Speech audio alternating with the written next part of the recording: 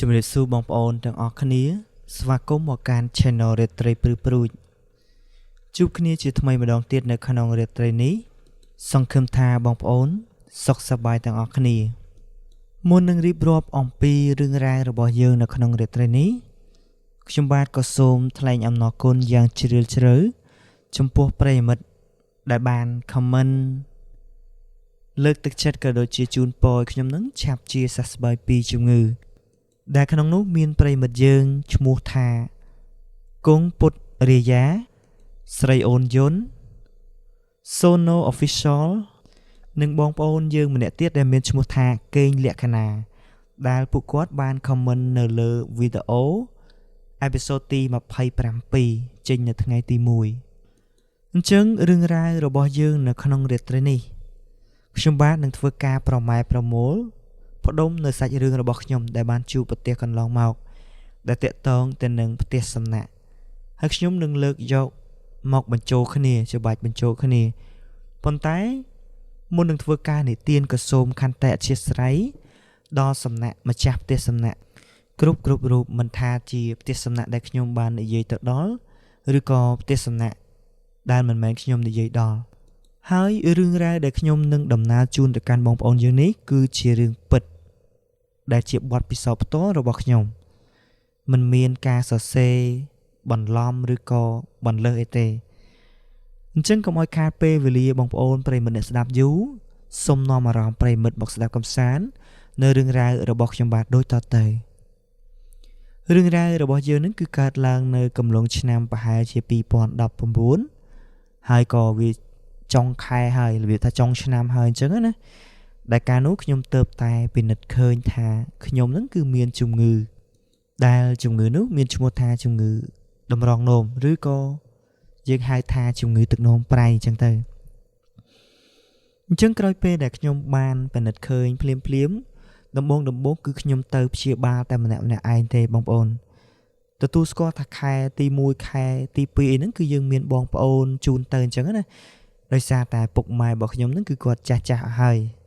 អញ្ចឹងគឺគាត់អត់អាចជូនកូនទៅបានពឹងកូនបងអញ្ចឹងទៅត្រូវជាបងខ្ញុំអញ្ចឹងទៅជូនទៅប៉ុន្តែបន្ទាប់មកទៀតទៅគឺខ្ញុំទៅតែម្នាក់ឯងទេទៅបើកថ្នាំទៅពិនិត្យសុខភាពអញ្ចឹងណាជារៀងរាល់ខែតាំងពី2019រហូតមកដល់2025នេះលើកលែងអីតែពេលដែលកើតជំងឺ COVID-19 ទេដែលយើងមិនបានទៅពិនិត្យផ្ទាល់ណាគ្រាន់តែថាថ្នាំ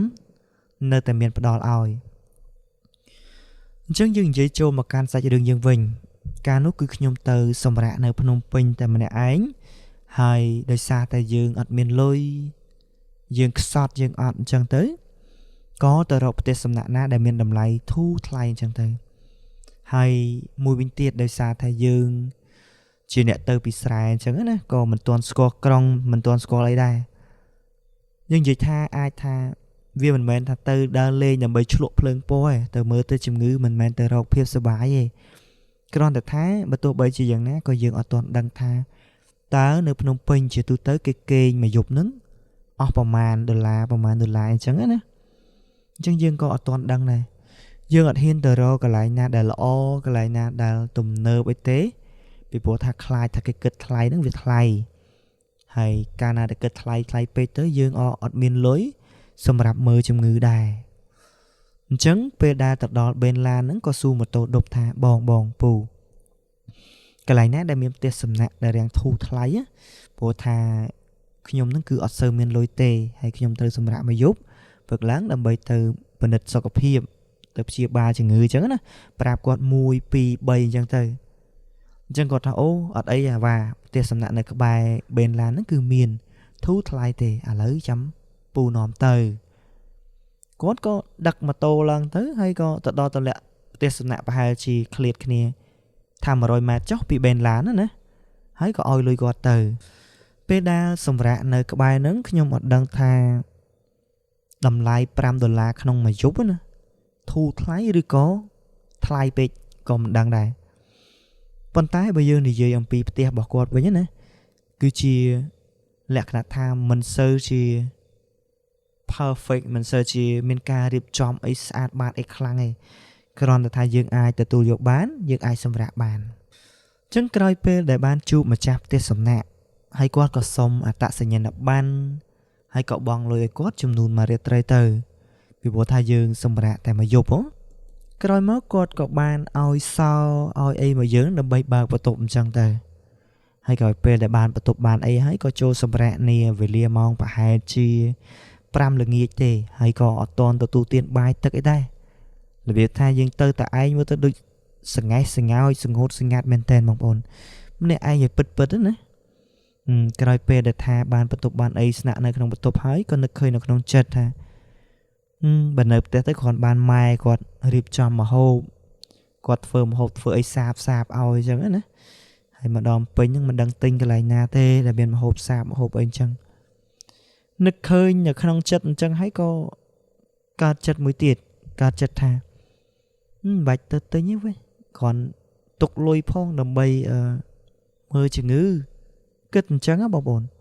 អត់ចុះទៅរកទិញបាយទេហើយសុកចិត្តដេកអត់បាយដោយមានទឹកសុទ្ធផឹកចំនួនតែមួយដបដែលជាទឹកដែលគេ free ឲ្យនៅក្នុងបន្ទប់បងប្អូនផ្ទះសំណាក់របស់គាត់ជាដឹងហើយសម្រាប់អញ្ចឹងក៏សម្រេចចិត្តអញ្ចឹងទៅហើយពេលក្បាលល្ងាចហ្នឹងបងប្អូនចាប់អារម្មណ៍ថាផ្ទះសំណាក់របស់គាត់ហ្នឹងគឺស្ងាត់ឲ្យសូនអត់មានឮសូរភ្ញៀវដើរឬក៏អ្នកជួលសម្រាប់ផ្ទះសំណាក់ហ្នឹងអីគឺអត់មានឮទេនិយាយទៅគឺស្ងាត់ឲ្យសូនតែម្ដងពីក្បាលល្ងាចអញ្ចឹងរឿងរ៉ាវរបស់យើងហ្នឹងបានកើតឡើងនាវេលាម៉ោងប្រហែលជា10ទៅ11យប់នាវេលាម៉ោង10 11យប់ណាបងប្អូនស្របពេលដែលថាខ្ញុំហ្នឹងក៏មិនទាន់នឹងសម្រាកដែរហើយការដែលមិនសម្រាកហ្នឹងគឺដោយសារតែយើងឃ្លានយើងធ្លាប់ទៅទទួលទានបាយពេលល្ងាចហើយដល់ពេលអត់បាយអញ្ចឹងគឺវាឃ្លានហើយអញ្ចឹងក៏សម្រាកមិនលក់ហ្នឹងក៏អង្គុយខ្ទប់ពោះខ្ទប់អីហ្នឹងទៅស្របពេលជាមួយនឹងឯងបងប្អូនដោយសារតែក្រេសម្រាប់របស់គាត់នឹងជាប់នឹងអញ្ជាងហើយអញ្ជាងហ្នឹងណាក៏វាជាប់ផ្លូវដើរនៅខាងក្រៅដំបូងឡើយគឺខ្ញុំឮសូរសម្រាប់ជើងដែលដើរនៅអញ្ជាងខាងក្រៅហ្នឹងស្រាប់ដោយមិននិយាយអ្វីទាំងអស់សំឡេងហ្នឹងដំបូងឡើយមនុស្សវ័យប្រពន្ធខ្ញុំអាយុ20ឆ្នាំជាងអីហើយថាហេតុអីត្រូវខ្លាចព្រោះយើងគិតថាច្បាស់ជាមានភ្ញៀវឬក៏មានអ្នកណាម្នាក់ណាគេដើរតាមហ្នឹងហើយប៉ុន្តែខ្ញុំចាប់អារម្មណ៍ថាចេះសំឡេងហ្នឹងគឺអត់ទៅណាឆ្ងាយទេដើរចេញពីម្ខាងមកទៅដល់មាត់ចដើដែលត្រូវចោះហ្នឹងណាព្រោះបន្ទប់ខ្ញុំហ្នឹងបញ្ជាក់ប្រាប់បងប្អូនណាបន្ទប់គឺនៅជាប់នឹងចដើហ្នឹងឯងដល់កន្លែងដែលត្រូវចោះហ្នឹងគឺអត់ចោះទៅទេប៉ុន្តែគឺដើរត្រឡប់មកវិញធ្វើដំណើរត្រឡប់មកវិញម្ដងហើយម្ដងទៀតចំណែកឯចង្វាក់នៃការដើររបស់គាត់ណាគឺដើរអត់ដូចមនុស្សធម្មតារបៀបថាដើរមនុស្សធម្មតាគេដើរភើតឬប៉ាត់អញ្ចឹងទៅចំណែកឯសំឡេងដែលខ្ញុំបានឮហ្នឹងគឺរបៀបថាដើររាំងអូសជើងគ្រូអញ្ចឹងណាបងប្អូនស្បែកជើងអូសលើការ៉ូវាមិនមែនឮគ្រូប៉ុន្តែសំឡេងហ្នឹងគឺវាឮបងប្អូនយើងច្បាស់ជាដឹងហើយណាសំឡេងស្រួលអញ្ចឹងទៅអញ្ចឹងក៏គិតរបៀបថាគិតនៅក្នុងចិត្តចម្លែកដែរថាយីហើយអ្នកណាគេអត់សម្រាកទេអីម៉ោង9ម៉ោង10ហើយឬក៏ឃ្លានអីដែរឬក៏រកអីដែរអញ្ចឹងណាហ្នឹងហើយអញ្ចឹងខ្ញុំក៏សង្ងំនៅលើក្រេទៅពីព្រោះថាឃើញថាយើងផឹកទឹកផឹកអីទៅបានសម្រាកលក់និយាយទៅគឺបើថាកំសត់ក៏កំសត់បើថាឲ្យឆោតហ្នឹងក៏រៀងឆោតដែរទៅទិញតែបាយមកប្រអប់មកមិនបាច់ដាក់ចំណីមកតាមណាយើងហូបបានហើយប៉ុន្តែនេះគឺអត់ទេព្រោះថាអត់ដឹងថាកន្លែងណាលក់ចំណីលក់ចំណុកអីអញ្ចឹងទៅហើយក្រោយពេលដែលថាយើងប្រាស់ខ្លួនដាក់ទៅលើក្រេហើយសំឡេងដែលសម្រាប់ជើងមួយហ្នឹងក៏វាបាត់ដែរពេលដែលយើងកំពុងតែលក់លាវអាហ្នឹងគឺយើងរបៀបថាចង់លក់ហើយស្រាប់តែលក់អត់បានមែនបងប្អូនពេលដែលលក់លាវហ្នឹងយើងក៏ឮសូរសំឡេងចែកមានទាំងក្មេងមានទាំងចាស់ដែលម៉ោងហ្នឹងប្រហែលជា12ហើយអាចថាម៉ោង12យប់ហើយឮចែកដើរចេញពីកម្មចដើមកហ្មងដើរប្រាប់ចឹងជជែកគ្នាស្រែកអាយកអាយ៉ាអីចឹងទៅហើយក៏ដើរផុតទៅហើយខ្ញុំក៏ភ្ញាក់ឡើងមកហើយពេលដែលខ្ញុំភ្ញាក់ឡើងមកខ្ញុំក៏សញ្ជឹងស្ដាប់សំឡេងហ្នឹងឃើញថាឮបើកទ្វារបើកអីចូលអញ្ចឹងទៅហើយក៏មិនបានឮដែរពីព្រោះថាហើយយើងក៏មិនចាប់អារម្មណ៍ណាព្រោះថាហើយសួយបន្ទប់របស់គេហ្នឹងគេបើកទ្វារមកគេបើកតិចបិទតិចអញ្ចឹងទៅក៏មិនឮដល់យើងអញ្ចឹងទៅ có sừng ngòm cây tiệt cái lại sừng ngòm cây tiệt nó cứ khi em trong bạch chia tha xùm lấy nhảy nhói nó cứ rồi nhảy nó cứ việc ba này nè xùm lấy nó cứ việc ba này trắng dương xùm rạm đồng tiền cứ phunแต่ lưu xùm lấy rồi nhảy không bên phong cha phong nữa co đá tơm đá mau đồng tiền hai à ca để đá mau đồng tiền này vì ở ban vừa dương khai thế ở ban vừa dương nữa ta không mọi lon để đăng ấy cho môi cho biết cứ ót thế nhóm còn nơi tại cái thang chia mình nu bà này thằng mình nu gọt đờ chẳng á nè hay khăn ông nó coi dương bị giặt đáy để dương chạy sau chạy ấy bắt tục nó cứ trông trời khang mình tên bị bột tha bị giặt khai miên tha nè na nè này trộm mà bắt tục dương chẳng tới vô bố nó cứ đọ giọt lùi dương tới lùi miên tạiประมาณ10 20 mơn tập chia 300 người phóng hay cái bậc kia vô tới tới mình ọt chẳng còn bị giặt cả bột lùi thằng đây có tục ở nghiêm chẳng thế ót miên chạp ở rõm rư cả kịch sừng chân từ lơ rương không mọi rương ấy thế hay có sầm rạ tuột bật bây giờ bật láng dương có chạp ở rõm đôi là biết tha đôi tiết sân nạ tây đài chứ dương chạp ở rõm dương chinh pi bật tục dương mất dương có cả lấy mơ từ phía bật tục đợt tây một đó sùng bay tại bật tục tuôn một cái nào một bốn bật tục tuôn một nó có bật vì bật tục từ một tiết có bật vì dây tơ là cho nắng là biết tha đôi chợ đôi chiếc nhóm nó cứ xông ra tại mình này ảnh là việc thay dương kênh mình này ảnh ở miền nhiều nào mà kênh chẳng á hai bà dương cho tụi đó kéo cái lạnh cái tục đã sáu nó có khơi tha mà chu này bật tục bỏ dương nữa cứ miền sau cái đã lề chứ dương mưa lề chứ khơi cha sau nên đừng được nơi đừng mà chạp tè thằng chẳng rương ra để dương bàn chụp rương ra để dương bàn lư ca vì dục nó ngại ta cứ chia mình nút rồi có chỉ không mọi lần chẳng rương ra chồng ngò mới nước ở toàn bộ xài đấy hay vẫn có từ pe từ mò chẳng đâyประมาณ khai mà coi tiệt đôi tha dương có ràng thu tịch chẳng á ràng thu tịch ประมาณ khai bắt đầu mà nó có tới nó cứ bài bàn tịch ấy trầm trời bàn tay dương chọn là biết tha ta đòn pin hái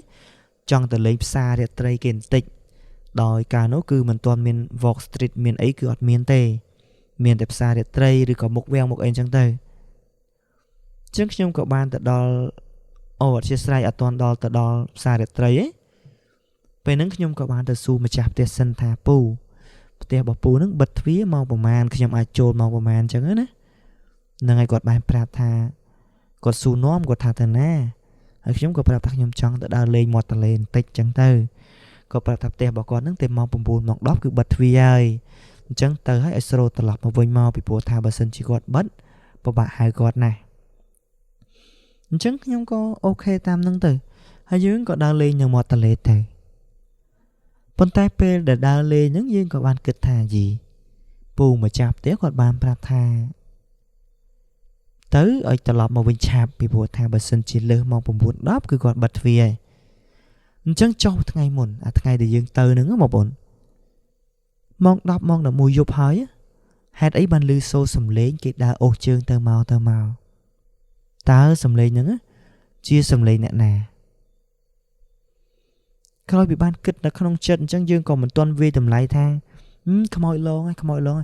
giờ hiện vậy thì bộ tham bờ sân xin vậy tới ai thay chất bò dương nữa vừa chất dương nó việc khai là về dục nâng chứ dương ăn vậy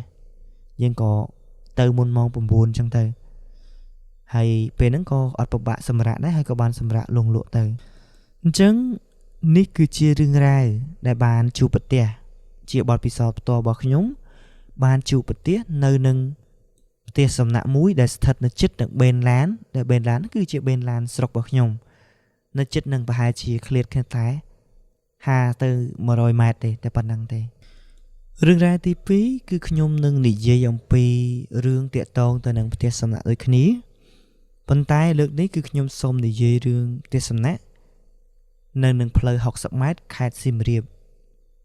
chắc mong ôn nè rồi nâng sim riệp rồi còn mà chạp tiệt sầm nạ nâng sim riệp ấy có xôm khăn tệ chia sái chia bị sát đà miền tiệt sầm nạ thật nợ tam bàn đòi plei học sập mátខ្ញុំនិយាយនេះគឺជារឿងរ៉ាវវាគ្រាន់តែជាបទពិសោធន៍ដែលខ្ញុំបានជួបប្រទះសម្រាប់នៅទេសនានឹងទេដោយដែលបងប្អូនបានដឹងចឹងថាទេសនានឹងគឺស្ថិតនៅលើផ្លូវ60ម៉ែត្រ ហើយការដែលខ្ញុំទៅលេងខេត្តសៀមរាបយើងនិយាយថាទៅលេងក៏អត់ត្រូវដែរដោយសារតែការនោះគឺខ្ញុំមានភារកិច្ចទៅហ្នឹងគឺជាប់ភារកិច្ចទៅអញ្ចឹងណាដោយខ្ញុំមានប្អូនជីដូនមួយម្នាក់ដែលសពថ្ងៃហ្នឹងគឺជាព្រះសង្ឃកាលនៅក្មេងលោកប្អូនបានប៊ូសរៀនធម៌អាហ្នឹងនៅនឹងវត្តនឹងភូមិនឹងឯងគ្រាន់តែថាដោយសារតែនៅនឹងភូមិយើងអត់មានសាលាពុទ្ធកៈ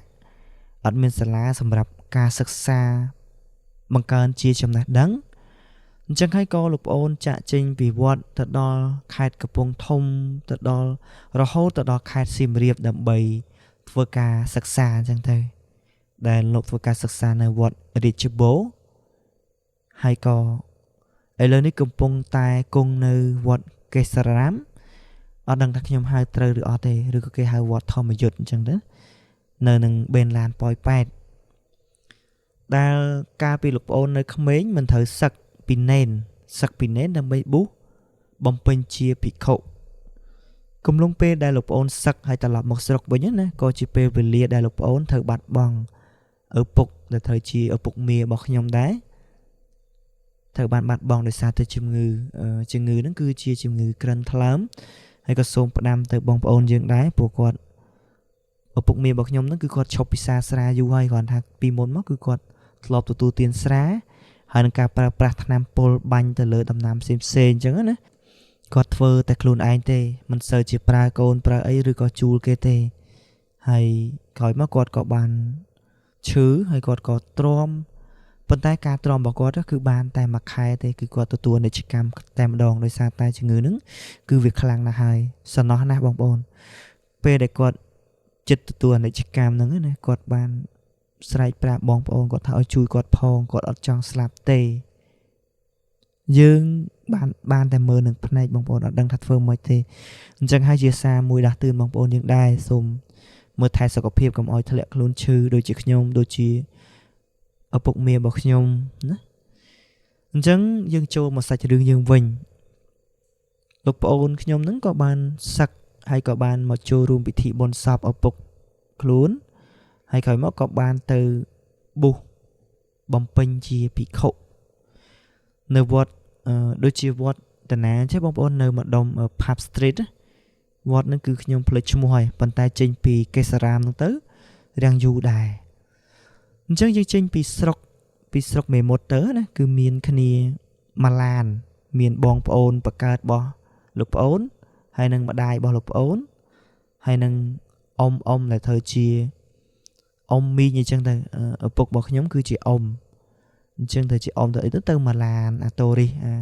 12កៅអីហ្នឹងទៅអញ្ចឹងពេលដែលទៅដល់សៀមរាបហ្នឹងក៏យើងលោករៀបចំកន្លែងឲ្យសម្រាកលោកថាកាលនោះគេបន្តិចទេគេឲ្យសម្រាកនៅនឹងវត្តហើយក៏មានអ្នកខ្លះហ្នឹងសម្រាកនៅជាមួយលោកហើយលោកស្នាក់នៅក្នុងចេតិយខ្ញុំមិនដឹងថាមិនទេប៉ុន្តែចេតិយគេហ្នឹងគឺគេមានរៀបចំដាក់ធាតុផងប៉ុន្តែអាចសល់ក្រេឲ្យលោកសឹងជាបន្ទប់សម្រាប់ព្រះសង្ឃសឹងនៅនឹងគង់នៅនឹងទៅ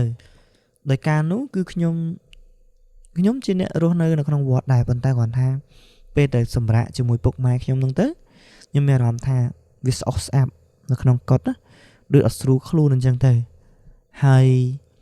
បើមកសម្រាកជាមួយលោកប្អូនរបៀបថានៅក្នុងចេតិយនៅក្នុងអីអញ្ចឹងខ្ញុំរបៀបថាចង្អៀតអីលោកផងអញ្ចឹងទៅក៏អូខេណាមួយលុយនៅក្នុងកប៉ាល់ហ្នឹងក៏យើងមានខ្លះដែរ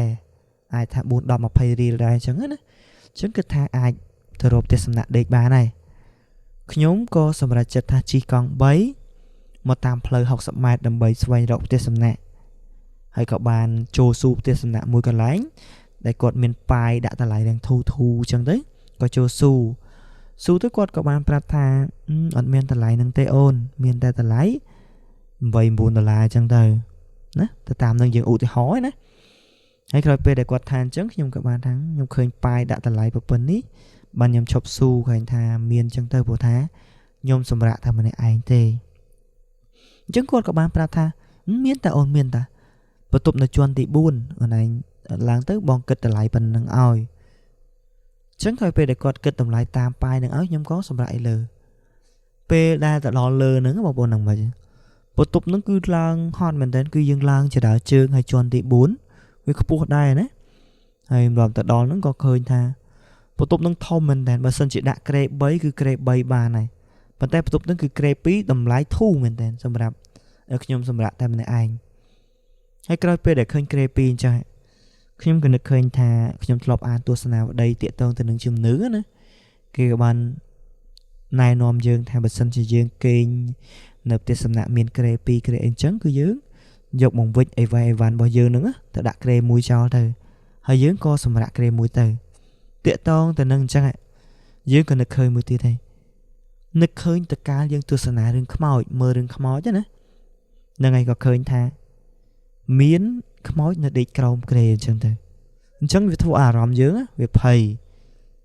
ប៉ុន្តែដោយសារតែតាំងចិត្តថាចេញពីគេហើយយើងមកស្នាក់នៅម្នាក់ឯងហើយអញ្ចឹងកុំធ្វើអន់ពេកអញ្ចឹងទៅអញ្ចឹងខ្ញុំក៏រៀបចំផ្លាស់ប្ដូរសម្លៀកបំពាក់ដើម្បីទៅងូតទឹកងូតអីពេលចូលទៅដល់បន្ទប់ទឹកបងប្អូននឹងមិននៅក្នុងបន្ទប់ទឹកហ្នឹងគឺមានឡាបូមានក្បាលផ្កាឈូកផ្កាអីចឹងទៅប៉ុន្តែជាស្ដែងនៅទល់មុខយើងហ្នឹងគឺមានកញ្ចក់មួយគឺមានកញ្ចក់ធំមួយដែលយើងអាចឆ្លោះមើលបានពេលយើងងូតទឹកបដាយើងមើលបដាហើយស្ថានភាពនៃបន្ទប់ទឹកហ្នឹងហាក់បីដូចជាពីមុនឡើយគឺជាផ្ទះបាយដែលគេវាយផ្ទះបាយវាយអីចោលគេកែច្នៃធ្វើជាបន្ទប់សម្រាប់ផ្ទះជួលអាគារហ្នឹងបានន័យថាអាចថាអាគារហ្នឹងពីមុនជាផ្ទះជាអីចឹងទៅប៉ុន្តែគេធ្វើជាបន្ទប់ផ្ទះសំណាក់អញ្ចឹងក៏ពេលគេស្នាក់ស្នាមចាស់ចាស់អញ្ចឹងមានអារម្មណ៍ថារាំងព្រឺបន្តិចដែរហើយគូផ្សំជាមួយនឹងយើងងូតទឹកបដាហ្នឹងយើងក៏បានមើលកញ្ចក់បដាហើយមានអារម្មណ៍ថាអញ្ចឹងដល់ពេលចាក់ទឹកបិទភ្នែកអញ្ចឹងទៅមានអារម្មណ៍ថាដូចជាមានអ្នកណាម្នាក់កំពុងតែឈរនៅពីក្រោយយើងអញ្ចឹងណាហើយយើងខ្លាចទៅថាបើកភ្នែកមកគឺវាក់ឃើញនៅខាងក្រោយខ្នងអញ្ចឹងទៅអញ្ចឹងពេលដែលបើកភ្នែកហ្នឹងគឺសឹមតិចមែនតើរបៀបថាបើកមួយអញ្ចឹងទៅដើម្បីងាកមើលហើយក៏អត់មានឃើញអីដែរប៉ុន្តែអារម្មណ៍របស់យើងនៅតែគិតហើយដោយសារតែអារម្មណ៍របស់យើងនេះវានៅតែគិតអញ្ចឹងណាយើងក៏មិនអាយអង្គតម្រង់យូរដែរបានន័យថាទឹកហ្នឹងក៏ឆាប់តែងូតយូរមិនមែនងូតយូរទេឆាប់ងូតលឿនដើម្បីឆាប់ហើយក្រោយពេលដែលថាងូតរួចរាល់ណាបងប្អូនក្រោយពេលដែលងូតរួចរាល់យើងក៏បញ្ញាប់ចេញពីបន្ទប់ទឹកមកផ្លាស់ប្ដូរសម្លៀកបំពាក់ដើម្បីសម្រាកឆ្លៀតក្នុងឱកាសហ្នឹងខ្ញុំក៏សូមបញ្ជាក់ជូនបងប្អូនយើងអ្នកស្ដាប់បន្តិចខ្ញុំមានអារម្មណ៍ថាផ្ទះមួយហ្នឹងនៅពេលដែលជាន់ទី1ទី2ទី3គឺមានមនុស្សពេញរបៀបថាបើជាន់ទី3អត់សូវមានពេញទេរបៀបថាកន្លះអីចឹងទៅតែជាន់ទី1ជាន់ទី2ហ្នឹងគឺពេញបើបហើយកាលនោះក៏បានជួបជាមួយនឹងក្រុមបាល់ទាត់ដូចជាមិនដឹងជាវិសាខាឬក៏ព្រះខ័នរាជស្វាយរៀងឯងប៉ុន្តែជាលក្ខណៈអុយគាត់ស្នាក់នឹងដែរប៉ុន្តែស្នាក់នៅជាន់ទី2អញ្ចឹងខ្ញុំមានអារម្មណ៍ថាជាន់ទី3ហ្នឹងគឺអត់មានមនុស្សស្នាក់នៅហើយខ្ញុំអីក៏សំណាងម្លេះបងប្អូនសំណាងត្រង់ថាឲ្យទៅថាទៅសម្រាប់នៅទីណាភាគច្រើនគឺជាន់ដែលខ្ញុំស្នាក់នៅនឹងគឺអត់សូវមានមនុស្សស្នាក់នៅទេវាថាតែឯងចឹងទៅចឹងគឺបានន័យថាបន្ទប់ហ្នឹងគឺវាស្ងាត់នៅពេលយប់ហើយខ្ញុំក្រោយពេលដែលងូតទឹកងូតអីរួចក៏ចូលសម្រាកហើយខ្ញុំអត់សម្រាកក្រេដែលជាប់បន្ទប់ទឹកទេដោយសារតែខ្ញុំខ្លាចបន្ទប់ទឹកចឹងខ្ញុំក៏សម្រាកក្រេដែលជាប់នឹងផ្លូវដើរដែលគេមានសម្ញាប់ផ្លូវដើរអញ្ចឹងណាតែហ្នឹងគឺអត់មានទល់មុខបន្ទប់ទេអត់មានបន្ទប់ទល់មុខទេគឺមានជាសម្ញាប់អញ្ចឹងទៅសម្រាប់យើងធ្វើដំណើរឆ្លងកាត់ហ្នឹងសម្ញាប់ហ្នឹងធំបងប្អូនហើយក្រោយពេលដែលថាសម្រាប់ក្រេហ្នឹងក៏មិនហ៊ានបែរឬថាមិនហ៊ានបែរទៅលើក្រេខាងបន្ទប់ទឹកហ្នឹងដែរយើងបែរមើលទៅលើអញ្ចឹងទៅប៉ុន្តែក្នុងចិត្តណាកាលណាដែលយើងសម្រាកតែម្នាក់ឯងអញ្ចឹងមិនដឹងថាយ៉ាងម៉េចបងប្អូនអាផ្លូវចិត្តរបស់យើងហ្នឹងគឺអត់នឹងណទេវាថាចេះតែគិតចេះតែសម័យថាបើកលេចទៅក្រេតិចថាតិចឃើញក្រេនៅចងដេកនៅក្រេស្បឹងអីចឹងនៅពេលមើលខាងលើតិចថាអណ្ដែតស្ប៉ាមនៅនឹងមុខអីទៅវាអញ្ចឹងអារម្មណ៍របស់យើងគឺវាអត់នៅស្រួលវាអត់មូលប៉ុន្តែបើទោះបីជាយ៉ាងណាយើងអត់ងុយខ្លាំងហើយធ្វើដំណើរមកពីផ្លូវឆ្ងាយប្រហែល2-300គីឡូដែរមិនអស់កម្លាំងអញ្ចឹងក៏សម្រាកលក់ទៅវេលាម៉ោងប្រហែលជា12យប់ខ្ញុំគិតថា12យប់ហើយពេលហ្នឹងគឺស្ងាត់ក៏ស្រាប់តែឮសូរសំឡេងបលែងគ្នាសំឡេងក្មេងបលែងគ្នា បន្លែងហ្នឹងគឺមិនបន្លែងអីនេះទេគឺរត់នៅលើអាសំយ៉ាបដែលខ្ញុំនិយាយមិញហ្នឹងណាបងប្អូនរត់ចុះរត់ឡើងដំបងឡើយក្មេងទេក្រោយពេលដែលខ្ញុំគិតថាខ្មោចឡងក៏ខ្មោចទៅគ្មានទៅគិតចាប់អារម្មណ៍ទេមនុស្សអត់ងុយខ្លាំងហើយហត់ខ្លាំងធ្វើដំណើរឆ្ងាយហើយនៅឆ្លៀតជូនយាយតាជូនពុកម៉ែខ្ញុំហ្នឹងគឺដើរលេងទៀតដើរមើលទេសភាពអីចឹងណាពួកគាត់ចាស់ហើយក៏ជាលើកទី1ដែលគាត់បានស្គាល់នៅទឹកដីអង្គរដោយសារតែលោកប្អូន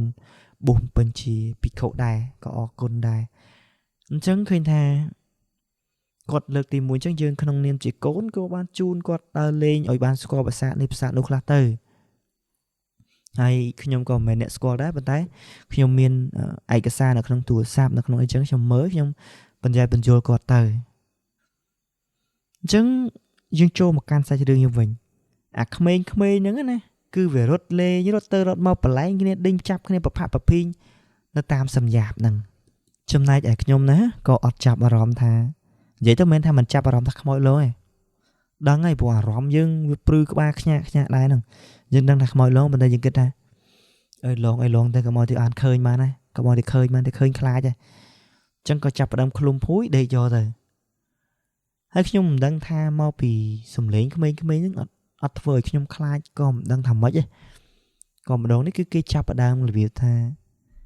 ចាស់ម្ដងឬសំឡេងជាជនជាតិបរទេសនិយាយអូបជាប្រាប់បងប្អូនយើងក្មេងៗដែលរត់បលែងគ្នាហ្នឹងក៏មិនមែនជាជនជាតិខ្មែរដែររបៀបថាសំឡេងនេះគឺមិនមែនសំឡេងជនជាតិខ្មែរទេគឺសំឡេងជនជាតិបរទេសដែលជាភាសាអីមិនដឹងគឺមិនមែនអង់គ្លេសដែលខ្ញុំស្ដាប់អត់បានខ្ញុំស្ដាប់អត់បានទេអញ្ចឹងហើយពេលដែលថាក្មេងៗបាត់មកបន្លាចឲ្យអត់ខ្លាចស្រាប់តែមនុស្សចាស់ម្ដងមនុស្សចាស់ហ្នឹងគឺអត់និយាយអីច្រើនទេលូអញ្ចឹងទៅមានស្រីមានប្រុសអញ្ចឹងទៅហើយគូផ្សំនឹងសម្រាប់ដានជើងអត់ដើរអូសជើងដូចនៅភ្នំពេញទេគឺដើរមួយគាត់ថាឮស្នូដានជើងហ្នឹងគឺច្រើនហើយនិយាយជាភាសាបរទេសមិនមែនជាភាសាអង់គ្លេសក៏មិនមែនជាភាសាចិនដែរនិយាយទៅគឺថាយើងស្ដាប់អត់បានសោះហ្មងថាភាសាអីហើយសំអីថាយើងហ្នឹងសម្រាប់នៅក្រេជាប់នឹងអាផ្លូវដើរនឹងផងមិនក្បែរប្អួចអញ្ចឹងក្រោយពេលដែលយើងដេកនៅទៅនឹងសម្រាប់ទៅនឹងយើងមានអារម្មណ៍ថាដូចខ្លាចដល់វិញក៏បែរមកខាងក្រេអាក្រេទី2ដែលថាជាប់បន្ទប់ទឹកហ្នឹងហើយក្រោយពេលដែលបែរមកក្រេទី2ហ្នឹងក៏នឹកឃើញថាតិចខ្នងល្អោកហ្មងគឺតិចខ្នងស្រាប់អញ្ចឹងណាក្រោយពេលដែលថាតិចខ្នងស្រាប់អញ្ចឹងក៏មិនដឹងធ្វើម៉េចទេយើងវាគិតមកអញ្ចឹងហើយយើងសម្រេចចិត្តអញ្ចឹងហើយក៏ទទួលយកទៅអញ្ចឹងក៏ទទួលអញ្ចឹងទឹកទាំងខ្លាចទាំងអីហ្នឹងក៏សម្រាប់លក់ទៅព្រឹកឡើងដោយមិនអស់ចិត្តថាយប់មិញថាមនុស្សឬក៏ខ្មោចមិនអស់ចិត្តទៀតទេណាខ្ញុំដើរមើលតាំងពីដើមដល់ចុងនៅជាន់ទី4ហ្នឹងតាំងពីដើមបន្ទប់រហូតទៅដល់ចុងដោយសារតែអាគារហ្នឹងគឺមានចដៅកដាលអញ្ចឹងណាខ្ញុំដើរមើលតែម្ដងទ្វារបន្ទប់គ្រប់ទ្វារបន្ទប់ទាំងអស់គឺបើកចំហទាំងអស់អត់មានទ្វារបន្ទប់ណាមួយដែលគេចាក់សកឹបសបិទសអីគឺអត់ទេអត់មានសោះហ្មងអញ្ចឹងខ្ញុំក៏បញ្ញាចោលទៅក្រោមទៅហើយក៏មិនខ្លាចអីដែរបើនិយាយទៅគឺខ្ញុំក្រោកមក8ជាងហើយវាថ្ងៃចែងដាក់គូតណាគេពាក្យចាស់គាត់និយាយអញ្ចឹងចែងហើយអញ្ចឹងខ្ញុំក៏មិនខ្លាចដែរក៏ចុះមកក៏មិនបាននិយាយរឿងរ៉ាវអីច្រើនគាត់ប្រាប់ម្ចាស់ផ្ទះថាអីវ៉ាន់របស់ខ្ញុំនៅលើនឹងហើយយប់នឹងខ្ញុំសម្រាកមកយប់ទៀតប្រាប់គាត់អញ្ចឹងទៅហើយក្រោយពេលដែលនិយាយអញ្ចឹងខ្ញុំក៏ជិះកង់3ហូសទៅវត្តទៅដល់វត្តវិញដែលពេលហ្នឹងខ្ញុំដូចជាចាយលុយកង់3ពីផ្ទះសំណាក់ហ្នឹងទៅ10000រៀលដូចជា10000រៀលបើមិន10000ក៏9000ដែរអញ្ចឹងបានន័យថាឆ្ងាយបងប្អូនយើងគិតមើលទៅ1គីឡូកង់3ដប1គីឡូតែ3000ឯងគិតបន្ទាប់មក2គីឡូ4000អញ្ចឹងណាហើយអស់10000អញ្ចឹងក៏ឆ្ងាយដែរយើងក៏ពេលទៅដល់វត្តក៏ចាស់គាត់ថាអញ្ចេះគាត់ថាគាត់ចង់ទៅលេងប្រាសាទអ្នកពាន់គាត់ចង់ទៅលេងប្រាសាទនៅឆ្ងាយទៀតអញ្ចឹងណាព្រោះយាយគាត់មានយាយខ្លះគាត់ធ្លាប់មកគាត់អ៊ូតពីសម្រស់ប្រាសាទអញ្ចឹងទៅអញ្ចឹងពុកម៉ែខ្ញុំម៉ែខ្ញុំគាត់ថាអត់ចង់ទៅទេគាត់ឈឺចកេះណានិយាយទៅម៉ែខ្ញុំគាត់ចាស់ហើយបងប្អូនអាយុ70ឆ្នាំហើយគាត់ឈឺចកេះខ្លាំងណាស់ឥឡូវហ្នឹងគាត់ដើរទៅណាក៏រួចក្រៅពីផ្ទះហ្នឹងគឺឡើងចុះអត់ដឹងថាមានកៅអៀកមានអីបិទអីធ្វើមិនឲ្យគាត់បាត់ឈឺគឺក្នុងនាមជាកូនបានត្រឹមតែមើលនឹងផ្នែកបងប្អូនបានត្រឹមតែមើលនឹងផ្នែកទេ ចឹងគាត់អត់ចង់ទៅទេប៉ុន្តែដោយសារតែខ្ញុំលួងលោមខ្ញុំថាម៉ែអើយមកដល់នេះហើយម៉ែអត់ធ្លាប់មកទេទៅលេងប្រាសាទគេទៅចាំបើមិនបានម៉ែមើលពីចម្ងាយទៅចាំខ្ញុំនៅចាំម៉ែក៏បានដែរអញ្ចឹងនៅមើលគាត់ក៏បានដែរទៅបងប្អូនប្រាសាទអ្នកពាន់គឺនៅកណ្ដាលទឹកเนาะបើសិនជាខ្ញុំខុសក៏សូមអធិស្ឋានបងប្អូនណាខ្ញុំផ្លេចឲ្យប្រាសាទហ្នឹងខ្ញុំចាំថាឆ្លងស្ពានឈើទៅចូលទៅដល់ប្រាសាទហ្នឹងតែមានស្រះទឹក4ទិស4អីនោះមិនដឹងជាអ្នកពាន់ឬក៏ព្រះខ័នបើព្រះខ័នមិនមែនទេដឹងថាមិនមែនព្រះខ័នទេអញ្ចឹងពេលដែលជិះឡានទៅដល់ហ្នឹងក៏ចុះពីលើឡានគ្រប់គ្នាហើយពុករបស់ខ្ញុំណាឪរបស់ខ្ញុំហ្នឹងគាត់ប្រាប់គាត់និយាយថាឯងអើយគាត់និយាយvớiម៉ែខ្ញុំណាថាមកដល់ហើយដើរត្រាក់ទៅដល់ទៅមើលប្រាសាទគេគាត់ចាស់អស់ហើយអញ្ចឹងណាបងប្អូនហ្នឹងហើយអញ្ចឹងក៏ម៉ែខ្ញុំក៏ប្តីថាអញ្ចឹងហើយកូនក៏នេះដែរកូនក៏ជំរុញដែរដូចខ្ញុំអីអាណិតគាត់ពេលគាត់ត្អូញថាឈឺប៉ុន្តែពេលហ្នឹងគាត់អត់ត្អូញទេបងប្អូនខ្ញុំគ្រាមីងខ្ញុំផងគ្រាគាត់មីងខ្ញុំក៏ចិត្តបានដែរគាត់គ្រាជួយគ្រាម៉ែខ្ញុំដើម្បីឲ្យបានទៅមើលអញ្ចឹងទៅហ្នឹងហើយអញ្ចឹងគាត់ក៏គ្រាទៅយើងដល់ពេលចុះចដើទៅដល់ស្ពានហ្នឹងទៅយើងក៏ដើរតាមនឹងកាន់ប្រកាន់ដៃទៅគាត់អត់សូវជាឈឺទេគាត់បានកាន់ប្រកាន់ដៃហ្នឹងហើយអញ្ចឹងគាត់ក៏ទៅមើលនឹងទៅទាំងបងចដូនមួយខ្ញុំអីហ្នឹងទៅដើរមើល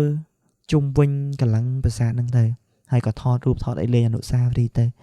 បន្ទាប់មកយើងក៏បានចាក់ចេញពីប្រាសាទហ្នឹងនៅពេលរាំងរសៀលមិនដល់រសៀលពេកទេ